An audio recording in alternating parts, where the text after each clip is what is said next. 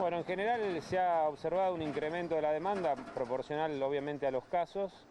Es muy importante lo que vos dijiste de que los testeos hay que hacerlos en función de que haya una prescripción médica, en casos sintomáticos, en casos de personas que hayan tenido contacto estrecho y que se requiera por alguna condición de esas personas, sobre todo para poder utilizarlo racionalmente y en el contexto de los pacientes que lo necesitan. Siempre con prescripción médica, siempre tratando de llenar todos los requisitos epidemiológicos para que ante la aparición de casos positivos los médicos epidemiólogos, los rastreadores puedan detectar o por lo menos intentar determinar la burbuja de contagio.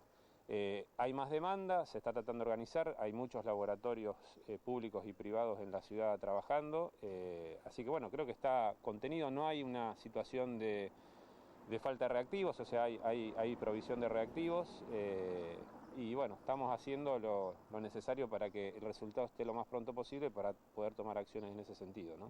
¿Cuáles son los tiempos que están entregando los resultados de los hisopados y de los test también? Mira, acá hay un tema que es importante entender, vos lo decías antes, digamos, el criterio es que el paciente que está con síntomas y que el que va a ser hisopado es un paciente que tiene que estar aislado, con lo cual nosotros no recomendamos, y de hecho no recibimos pacientes en el laboratorio para que vengan a hacerse el hisopado, sino que la idea es ir al domicilio de los pacientes. En ese contexto la restricción muchas veces es más logística, de llegar al lugar y resolver individualmente en cada domicilio la extracción de la muestra, que la cuestión estrictamente técnica de resolver después en el laboratorio la cantidad de muestras que recibiste. Hoy en general, digamos, yo creo que todos estamos trabajando con respuestas entre 24, 36 horas, 48 horas, dependiendo mucho de este aspecto que es la logística de ir al domicilio de la persona, tanto en la parte pública como en la parte privada, y bueno, esto de tener claro el criterio con el cual uno va a hisopar esos pacientes, ¿no? ¿Se ha presentado gente o por lo menos ha llamado gente con la intención de poder hacerse un estudio para un hisopado o un test, pero que no ha tenido la prescripción médica? Sí, bueno, esto es una cosa que muchas veces ocurre, sobre todo gente que estuvo en contacto del contacto de alguien y que muchas veces, yo creo que hay dos cosas que hay que entender. Una es usar racionalmente los recursos. La segunda es que hay una línea de tiempo de la infección, con lo cual tengo que entender si realmente estuve en una situación de contacto estrecho, que está muy claramente definida, que es contacto con una persona positiva, más de 15 minutos, a menos de 2 metros, ambiente cerrado, sin protección.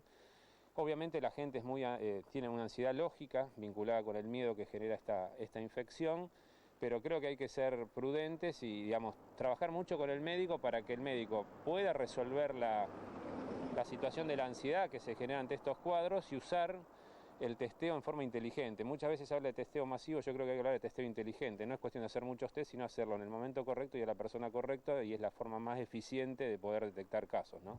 Le pregunto como bioquímico, lo que uno escucha tiene que ver con los hisopados, tiene que ver con los testeos serológicos, tiene que ver con el plan detectar, en donde el Estado va a buscar en determinados barrios, comunidades.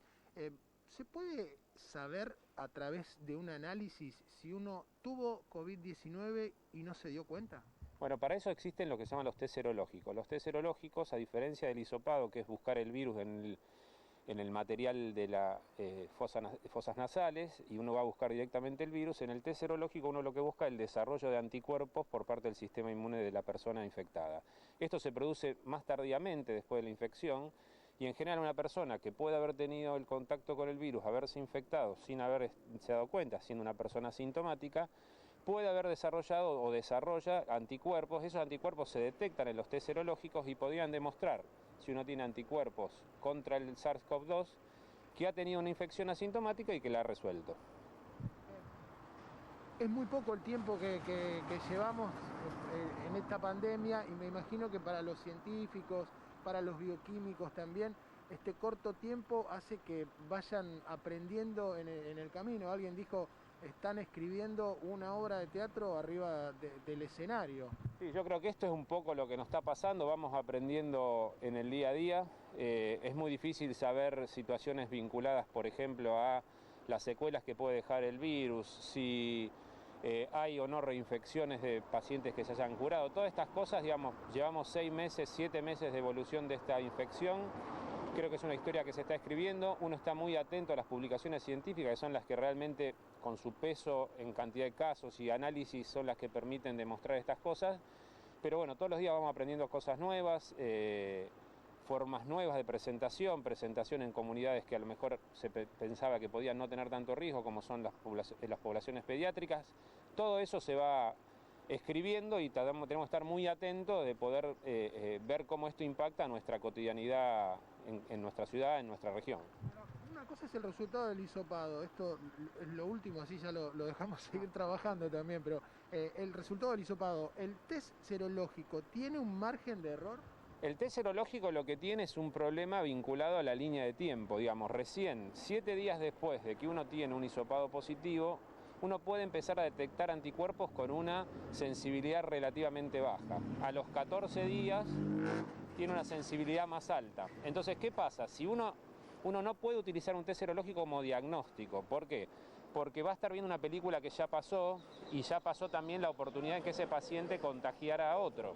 Entonces, en ese contexto, los test serológicos son para hacer vigilancia epidemiológica. Permite encontrar en una población qué porcentaje de la misma tuvo contacto con el virus, pero no para hacer diagnóstico. Muchísimas gracias. No, por favor, gracias a ustedes.